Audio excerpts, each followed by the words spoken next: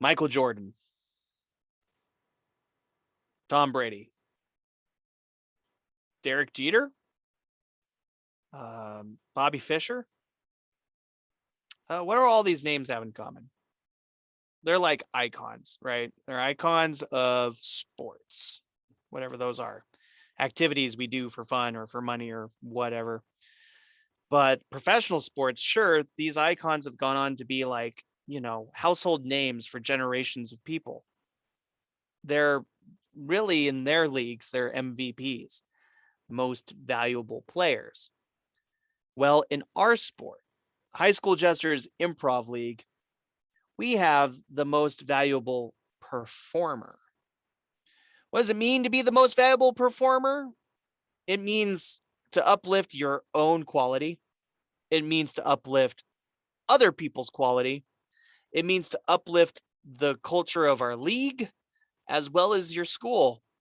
It means to be something a lot bigger than just a performer. So tonight, we're going to find out which 6 superlative High School Jesters entertainers are going to be nominated for the Most Valuable Performer Award for our 13th season of High School Jesters League competitions in our 2021 and 2022 season. And it's going to be a doozy. We just broke down 12 names that might make up the most powerful first all Jesters main stage cast that we've ever seen. I can't believe I got that out. Now Kopy is being brought forward to tell us which 6 of those 12, I should say, make up our MVP candidates. So Kopy, are you ready to bring it home? Yeah. You nailed it with your description of this, man. Let's go. Yeah, but I can't be perfect. You got to have some nuances I didn't hit. What makes an most valuable performer, right, in High School Jesters once and for all? Well, it's easy to say that an MVP should be the quote unquote best. But what you're necessarily the best at, I think is a good way to look at it. So yeah, there's your X's and O's and how we actually do this in our improv skill and knowledge. But a lot of that skill is a bunch of unwritten rules of story arcs and support and compassion and conviction and how hard it is to take a low status or to take the bad guy role, right? So the way you lift someone around you is a big deal. The effect that you have on the team that surrounds you is such a huge element. It can't be overlooked. So narrowing from those 12 to this, now there are other simple factors that go into it. How many shows you were in. I mean, that's all a piece of it. So obviously you can't give this award to someone who's hasn't been around or in a show. If anyone ever walks you up to the street and say, I'm really good at improv. Well, if you weren't in a show, then you can't be in this award. Right. Exactly. That's logic. So come prove it. I'd love to show you these 6 and just give them a little something before obviously championship day when our actual MVP is announced. But this is such a tough category to get in. Really? I can tell you in this particular category, none of these students have been nominated for MVP before. Most of these students probably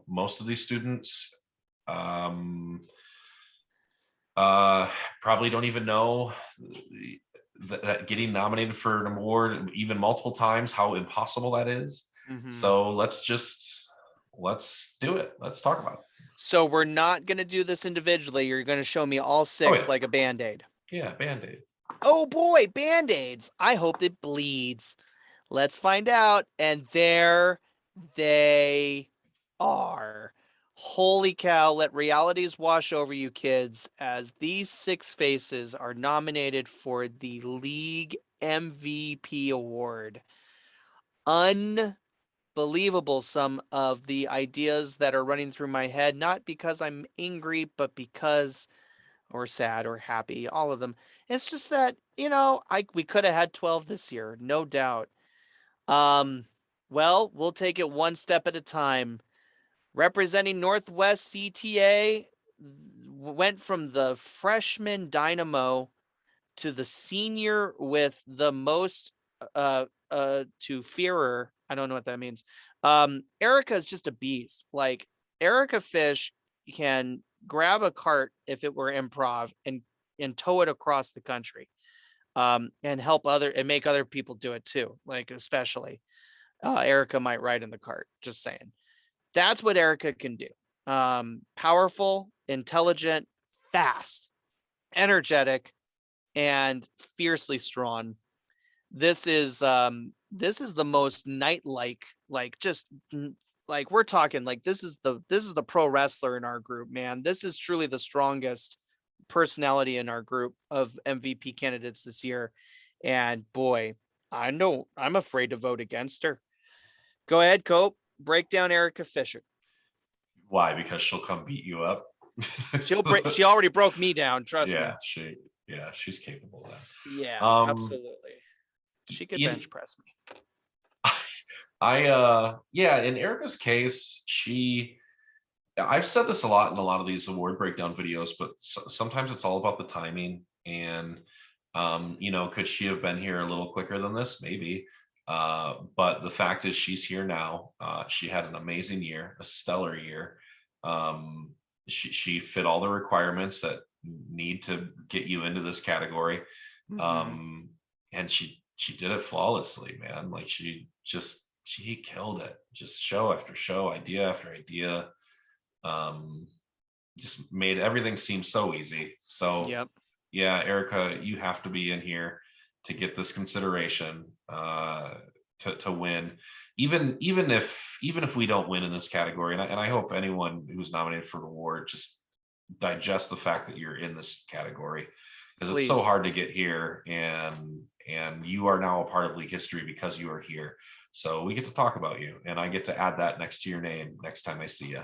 So it's kind of a neat thing to have. It's pretty amazing. There's no doubt that this is something that could have been coming Erica's way a little sooner, if it weren't for the other powerhouses that were in this league before her.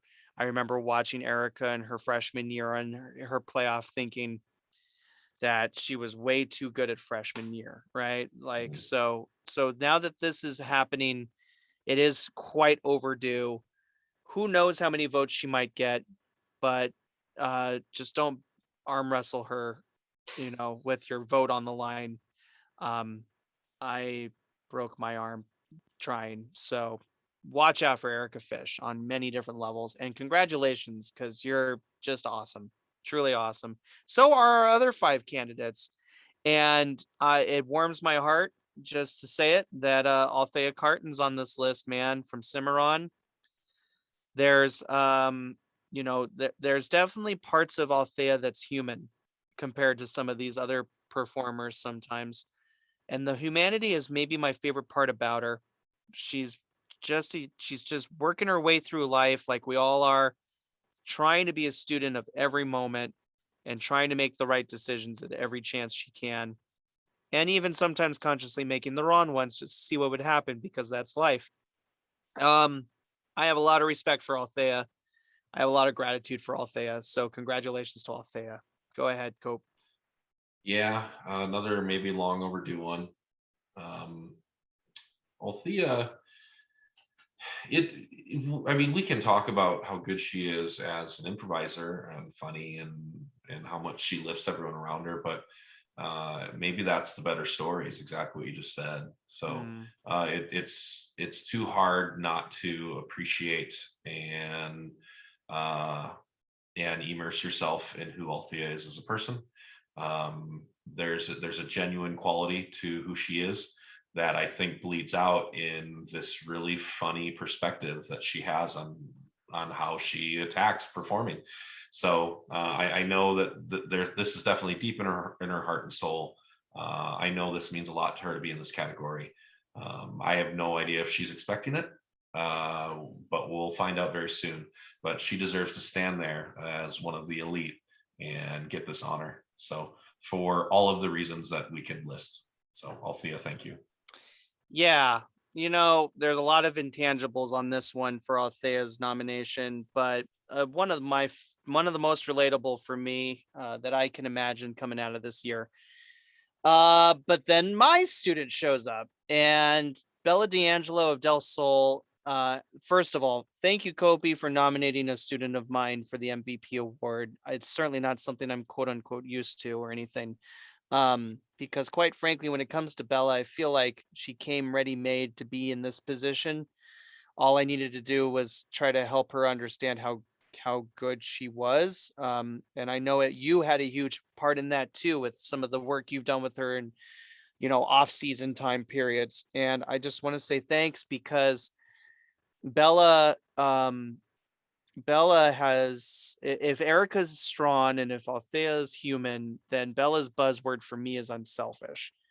She has been a part of a Del Sol family that is admittedly a concoction of personalities that I take in so that they can find a home for their creativity. That's not usually a spot for the leading lady in the play. You know what I mean? It's not usually a spot for the kids who have a safe social place to be amongst other archetypes of student. It's usually for my misfit toys, metaphorically. Um, but Bella came in and decided she loved this stuff so much that she was going to stick with me and help uplift the other students just by being there. At practice, her scenes are better. Our scenes are better with her in them. At shows, our scenes are better with her in them. She just wants to play the games and have a good time, but she does it in a way that helps everyone, even when she doesn't mean to. It's that kind of raw, natural, crazy talent that only a leading lady in the play can give to a group of misfit toys like my teams typically are. And I want to thank her for taking the time out of her journey to make our team a part of it, because the Dragons have, if nothing else, felt like they belonged as a team because Bella chose that she belonged with us. So super thanks, big gratitude, super unselfish. This kid could have throttled me 2 years ago and said, "Put me in a playoff show. I deserve it, and I'm better." But she didn't. She's always been like, "Hey man, whomever you've got your eye on, I'll help them look great, and I'll do it without even trying." And that's kind of how she is. So thank you, Bella. Sincerely. What are your thoughts on Bella? Yeah, you had a really good breakdown there. Bella, anything that stands next to Bella looks like $1,000,000.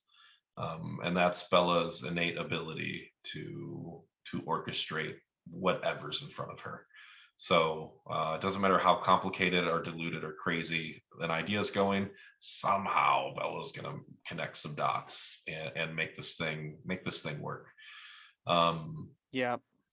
I in working with her, she got to work with an old MVP, Isaac Glover, who was our 2018 MVP. And Isaac is maybe the funniest MVP we've ever had if you take Greeny out of that mix. And that's a real You're gonna need a fight to the death for that one. Yeah, that's a real true statement that I think and I made. And I remember Bella kind of be taken back a little bit by Isaac in that introduction, and just like, whoa, look at this guy. Like, I get it. Like, I get how to play at that level, how to be that guy. So I've been able to just have that little back and forth with Bella of just saying, hey, it's time to be Isaac. It's time to reach that level and do what you know how to do. And I think that is turning into almost like her own personal switch. Like, I know what I'm capable of. I know what I can do. And here's maybe the scary part is I really think we've only scratched the surface for Bella. So thinks she's a senior, but I really think there's so much room for her. So let's see what life gives her. And you deserve to be here. Man, yeah, I'm super grateful, super flattered. Always a blessing to think that I've done anything for somebody like that kid. But To say that uh, I've done anything would mean that she's done just oodles for Del Sol, um, as an attitude, as a team, and who we think we are. So can't thank her enough. There's just something cosmic about what she provides. Um, when she's putting it putting it out there. It's just amazing. Moving on, I think it's an equally good feeling story that Clark has an MVP nominee this year. This is just so cool. Team Love busts this door open with Jenna Thomas at the forefront. We've talked about how she's kind of the tree trunk that carries all of the nutrients up to the leaves that are her teammates that have blossomed into this awesome improvisational piece of nature. And we're kind of just quietly rooting for Clark to keep the momentum going. If only just to see what else can, just see new faces in the league getting to the top of the mountain would always be fun just for the sake of it. From me, the guy who likes underdogs. Um, but Jenna Thomas is not an underdog in this race. This is a student who has absorbed, understood, and distributed so much talent throughout her team that it's undeniable. Why Jenna above, the Marlenes or the Blancas or the Nahomes or the Hallels though? That's I'm sure you have a great answer and it makes total sense, but I want to hear it from your mouth. Go. Yeah, well, um, so in Jenna's case, I truly think the appropriate word to use is perfection. Um, I don't know if there's anything I've watched her do that wasn't the perfect thing to do in that exact moment. Here's a really good illustration of what I mean. Mm, There's a point earlier in the year where I was giving Coach Durrell just a quick critique on a step that I think his team could take. And mm-hmm, it was just a very simple scene worky step of the who's, of just start talking about the who's. I promise you, if you can teach your students how to identify your who coming out of the gate, you're going to create everything way better. And then I said, you know what? Let me tell Jenna this, because I promise you she'll get it right away and she'll know how to incorporate it every single time. Here's the thing, Jenna already was doing that without the knowledge of it. mm-hmm. Jenna was walking into scenes from a hat, and she was a who, what, where, when, and why, and how in the scenes from a hat pickup. So Wow. I had that conversation with Jenna and just says, hey, I know this is already in you, but just so that you're consciously aware, take this comment. Don't you ever do anything without knowing who you are. And I've just seen such an aggressive push from her to make sure that not only is she somebody in that scene, but anyone she's next to is, if somehow they're not. So first line, last line, if you've ever done a scene with Jenna, Jenna made sure that we knew who you guys were before that thing went any farther than it needed to go. Mm-hmm. And that's spilled over. The rest of Clark is doing the exact same thing now. I just watched in their first playoff show, Hillel and Blanca kind of stumble in their introduction, kind of stumble through how they were going to set it up. And both of them were so quick and aggressive to go, wait, hold on, boom, reset. This is who we are. This is our idea. This is how we're going to progress our story now. And then, boy, did we get some funny out of that scene. So yeah, Jenna's just been perfection all season long. I would have been dumb not to add her in here. Hey, I mean, there you have it. You're the guy who's basically concocted the textbook on how to do high school jesters improv. And make no mistake, if we haven't made this clear, listeners and players and teammates and coaches, um, what high school jesters improv does is a little bit different from the strictly traditional improv. It's different from law form improv. It's different from Chicago improv and Los Angeles improv and New York improv. Point is it's kind of its own thing. Kopy wrote basically the textbook on jesters improv. So if he says Jenna's perfection, then Jenna is perfection, and there's something for us all to learn from watching perfection. Um, I have not seen Jenna play a minute of improv all year. I went to shake her hand at Clark week 2 and had to be like, I don't know you. Sorry. Like, whoops. And she's been in the league for 3 years, right? 4. There you have it. Mm. So, oops on me. I don't know what blind spot I lost on Jenna, but I will say that the diatribes, the comments, the stories, how happy Jarrell is, how stable this team seems, how confident they all are, it has to come from somewhere. So I'm super sorry I've missed the Jenna television program. I I can't say I regret it because I have to go to jobs and make monies and do stuff that adults do. But I can say that if I could sit and watch all of improv all the time, I would want to see Jenna first at this point because of how many glowing testimonials I've heard. So congratulations, Jenna, for earning them. I do not question Kopy's true intent when he says your perfection on stage this year. Um, and we're grateful because Clark is a school that deserves somebody perfect on stage to help them be great. And it's clearly made everybody better, period. Literally, period. Everybody on that team is better, and earning awards and happy and just killing it confidently. So if you're the heart of that, then thank you so much. I used to coach at your school. You'd think I'd know who you are. So I legitimately say thank you. And that's just great stuff. Now, perennial contenders are back again to say, hi, don't worry. We still have way more talent than we need because here comes Isaiah Guerra. Yeah. It Ooh. So it's not a uncommon thing to have teammates in the MVP category. Sure. This we've actually had a lot of. And Mhm. the reason why I acknowledge that right now is that sometimes when you've got someone who can play at the level that these 6 do and that those 12 do, Yeah. from the first team main stage cast, it's you can very easily lift someone else up to get to a level that's greater than where they were. Yep. So this is not uncommon. This is very normal. Actually, it's not uncommon to have 2 students from Northwest. We've been here before. Wow. Right? Some in the water up north.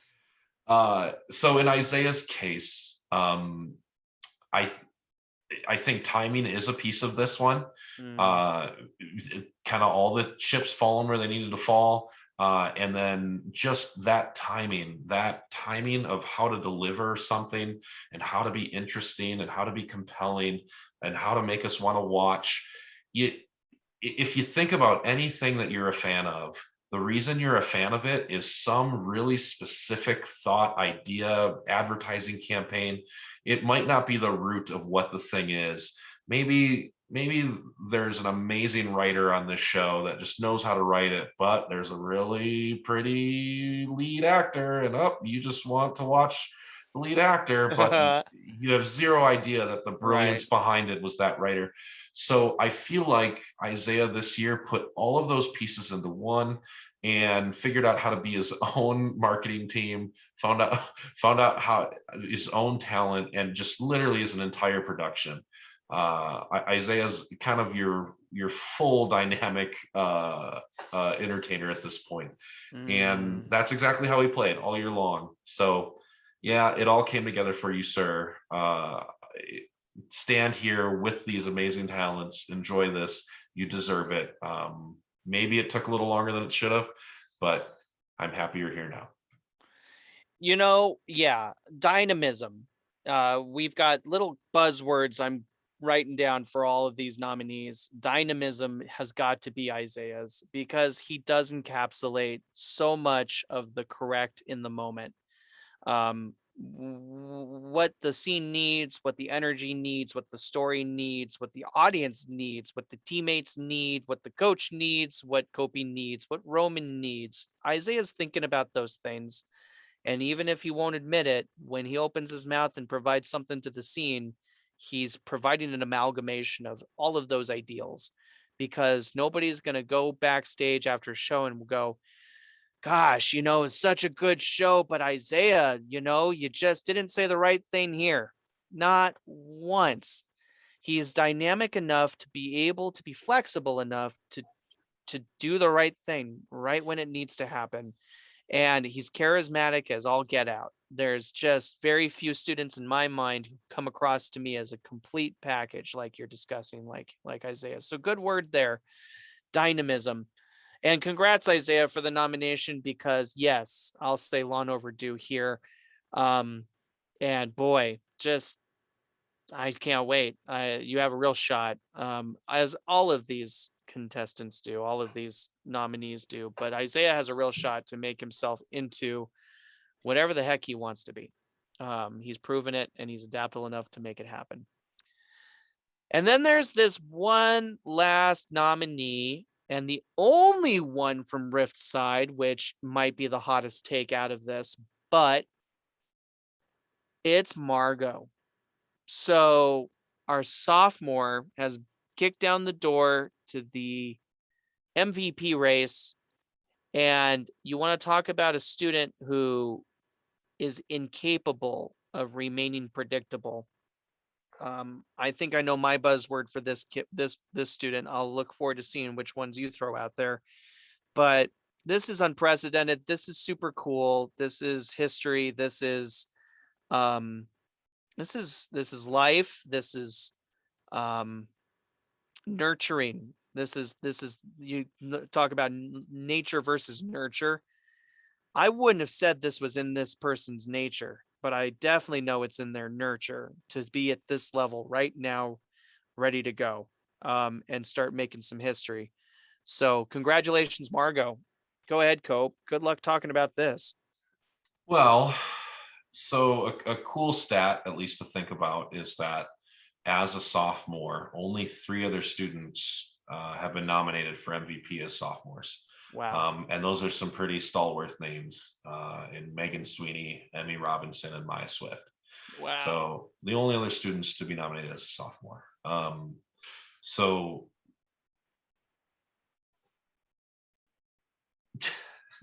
Cry! I I require tears, Gypsy. I'm impressed how much I haven't broken. Fair. As much as I've wiped a lot away. So in Margot's case, I know that being here is something that she wanted, and was actually personally disappointed that she didn't make it in here as a freshman. So I know that this is something that has also been driving, but we have to talk about why they're here now because of how to get into this category and how difficult it is because I think this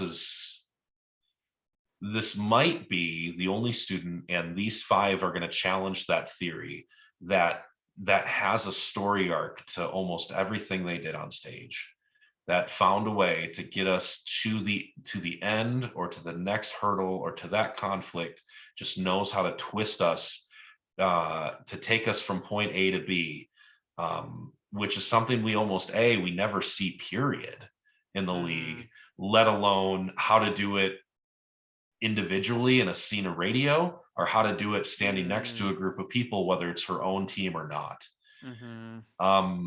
That's so hard. That is such advanced level difficulty in storytelling, let alone improv storytelling, that it has to be recognized. It has to be put up here with these giants, and to say, yeah, that this is a skill that yeah, I know you guys all know how to do, but look at this. And of course, this exact way that you were describing it, choices, decisions, just how out there they are. Just man, I'm still get shocked with directions. So you might be right on your nurture comment, but yeah, she deserves to be here.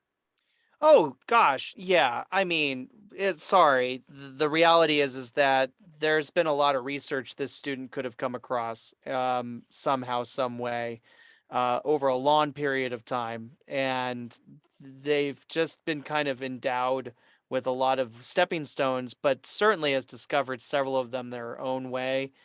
It's just an inspiration to anybody who wants to be better at improv. And anybody believes that they won't be good at something, I don't know, man. It's amazing. There were times when Sorry, different conversation, different context. But um, I've written some words for each of these, nominees: strength, humanity, unselfishness, perfection, dynamism, and in this last one, I'll put creativity because of those unique choices. And you take those 6 words and you can use each one to describe each one of these students in different ways. But all of them certainly are needed to become an MVP, most valuable performer in high school jesters. And now the decision falls to the voting committee, the coaches of this league, the contributors to this league, the staff. Kopy himself casts a vote, only a vote. I'll have a vote. Your other coaches will have a votes to each award, and each one will have their voice considered as we choose our 2022 MVP. And to Erica Fish, Althea Carton, Bella D'Angelo, Jenna Thomas, Isaiah Guerra, and Margot Kopatic, you all are amazing role models to anyone who can understand why age isn't a factor here. You contribute something to any human being who strives for excellence, strives for compassion, humanity, adaptability. Anybody who wants to be a better human can learn from the lessons you guys portray by naturally doing your improvisational storytelling. It's a thing. Maybe I see it. Hopefully others do too. I know Kopy does, because otherwise we wouldn't be doing this for 13 years. It's an honor to have just broken down your 2022 13th rendition of our high school jesters MVP nominees. And boy, it's a amazing concoction of talent. So many cool stories are coming to a head as we approach the thick of these playoffs.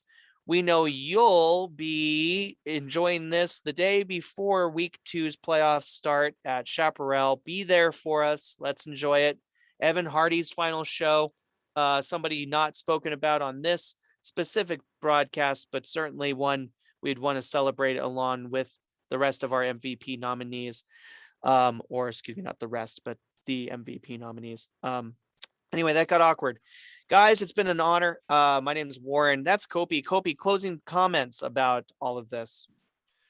Championship day is a beautiful day. Come be a part of it. If you've enjoyed any of these videos or they've gotten you in any certain way, just you wait. Yeah, we're all gonna cry like babies. All right, folks, have a fantastic rest of your night. Bye, Jester's Core. We going to bed now. Yes, we are. Okay, yup a doodle.